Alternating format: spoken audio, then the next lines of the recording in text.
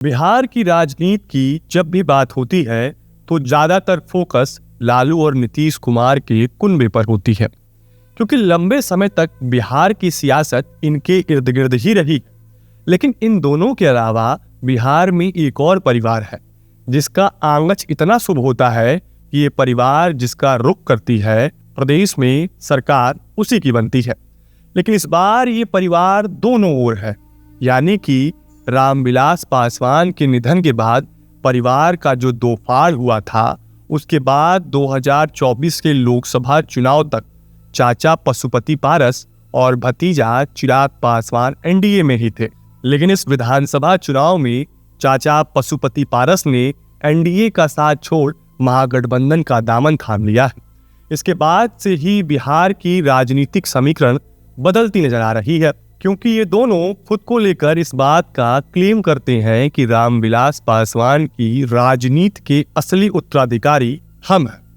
आपको बता दें कि बिहार में यादव के बाद सबसे ज्यादा आबादी दुसाध समाज की है। इनकी संख्या प्रदेश में लगभग 6% है। देर रात तेजस्वी यादव के घर हुई महागठबंधन की बैठक के बाद तेजस्वी यादव ने इस बात का ऐलान कर दिया है कि हेमंत सोरेन और पशुपति पारस की पार्टी भी महागठबंधन का हिस्सा होंगी। ऐसे में अब प्रदेश में इस बात की चर्चा होने लगी है कि क्या महागठबंधन पशुपति पारस का इस्तेमाल चिराग पासवान की पार्टी के खिलाफ करेगी, क्योंकि अगर आपको याद हो तो रामविलास पासवान के समय संगठन का सारा कामकाज पशुपति पारस ही देखते थे। ऐसे में जब पशुपति पारस को चिराग के सामने मौका मिलेगा तो वह अपना पूरा संगठनात्मक अनुभव झोंक के इस बात की तस्दीक कराना चाहेंगे कि रामविलास पासवान का बेटा होने से चिराग पासवान उनके राजनीतिक उत्तराधिकारी नहीं हो सकते हैं। राजनीतिक उत्तराधिकारी होने के लिए राजनीति के गुर होने चाहिए। अब आप ये सोच रहे होंगे कि अभी हाल ही में तो चिराग पासवान ने लोकसभा चुनाव के समय 100 के स्ट्राइक रेट के साथ बिहार में अपने कोटे के सभी 5 सीटों पर जीत दर्ज कर अपना लोहा मनवा चुके हैं। तो आपको एक चीज याद दिला दूं कि उस चुनाव में पशुपति पारस एनडीए का ही हिस्सा थे और वह क्षेत्र में चिराग पासवान के प्रत्याशी के खिलाफ चुनाव प्रचार करने नहीं पहुंचे थे। लेकिन इस चुनाव में महागठबंधन इस चीज का भरपूर फायदा उठाना चाहेगा कि जहां जहां दुसाध जाति की संख्या निर्णायक की भूमिका में है, वहां पशुपति पारस को तेज किया जाए, ताकि एनडीए को और चिराग पासवान को ज्यादा से ज्यादा डैमेज किया जा सके। राजनीतिक गलियारों में इस बात की भी चर्चा जोरों पर है कि आने वाले दिनों में चिराग पासवान की पार्टी के नेता बड़ी संख्या में पार्टी छोड़ किसी और दल का रुख कर सकते हैं, क्योंकि चिराग पासवान की पार्टी ने जब से लोकसभा चुनाव जीता है तब से वह कार्यकर्ताओं के लिए इजी टू अवेलेबल नहीं है। इसकी वजह से पार्टी के जो जमीनी कार्यकर्ता हैं वह नाराज चल रहे हैं।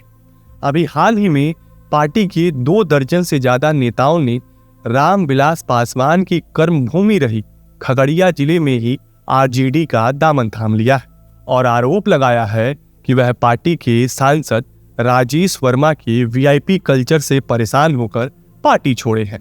और इस आरोप के बाद भी चिराग पासवान ने कार्यकर्ताओं को कोई ठोस आश्वासन नहीं दिया और न ही उन्हें आश्वस्त किया कि अब पार्टी का कोई भी सांसद कार्यकर्ताओं के साथ ऐसा व्यवहार नहीं करेगा। इसका मतलब ये है कि उनके पास जमीन का फीडबैक वैसे नहीं पहुंच पा रहा है जो हकीकत है, बल्कि उनके पास फिल्टर करके चीजें पहुंचाई जा रही हैं। और इसमें एक चीज जो देखने को मिल रहा है वो है उनके जीजा अरुण भारती, जो पार्टी में चिराग पासवान के बाद सर्वे सर्वा हुए बैठे हैं। ऐसे में अगर ऐसा ही चलता रहा तो जिस वोट बैंक के सहारे चिराग पासवान बिहार में मूल भाव की स्थिति में है, वो कहीं पशुपति पारस के सहारे महागठबंधन में न खिसक जाए। खैर, बिहार राजनीति का प्रयोगशाला रहा है। ये वही राज्य है जहां देश में सबसे पहले गैर कांग्रेस की सरकार बनी थी। ऐसे में अगर तत्कालीन राजनीति के परिप्रेक्ष्य की बात करें तो इस बार पासवान एकमुश्त एनडीए में साथ नहीं जाएंगे। इसकी कयास राजनीति के जानकार पशुपति पारस के महागठबंधन में जाने के बाद लगाना शुरू कर दिए हैं। खैर ये तो वक्त बताएगा कि पासवान इस चुनाव में चिराग का रुख करते हैं या पशुपति पारस का। लेकिन पशुपति पारस के महागठबंधन में जाने से समीकरण में बदलाव दिखना शुरू हो गया है। वहीं मिली जानकारी के अनुसार अगर सीट शेयरिंग पर नजर डालें तो महागठबंधन की ओर से पशुपति पारस को 5 से 7 सीटों पर लड़ाया जा सकता है, जहां से चिराग पासवान अपने उम्मीदवार उतारेंगे, ताकि चिराग पासवान को इन्हीं सीटों में उलझाए रखा जाए, जिससे वह किसी अन्य सीट पर खुलकर प्रचार प्रसार न कर सकें। इनमें खगड़िया, हाजीपुर और आसपास की कुछ सुरक्षित सीटें शामिल हैं। इन क्षेत्रों में पारस की व्यक्तिगत पकड़ पहले से रही। इसके अलावा चिराग की सीट की बात करें तो एनडीए कोटे से उन्हें 20 से 22 सीट मिलने के आसार नजर आ रहे हैं। उनका ज्यादातर फोकस उन सीटों पर है जहां वह पिछले चुनाव में नंबर 2 पर रहे थे, और लोकसभा चुनाव में जिन सीटों पर उनकी पार्टी ने जीत दर्ज की है उन जिलों की सीटों पर भी उनकी विशेष नजर है। हालांकि अभी तक आधिकारिक तौर पर यह साफ नहीं हुआ है कि चिराग पासवान और पशुपति पारस की पार्टियां किन विधानसभा सीटों पर प्रत्यक्ष तौर पर टकराएंगी, लेकिन हाजीपुर, अलौली, खगड़िया और चिराग की मांग वाली 9 सीटें ऐसे क्षेत्र हैं जहां यह मुकाबला संभव दिख रहा है।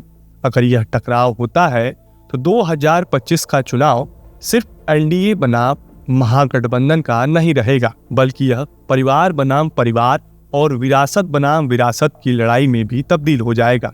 यह मुकाबला बिहार की राजनीति को नई दिशा दे सकता है और दलित राजनीति का भविष्य तय कर सकता है। तो आपको हमारा वीडियो कैसा लगा हमें कमेंट बॉक्स में जरूर बताएं। देश और दुनिया की तमाम खबरों के लिए देखते रहिए विट्टी चोखा।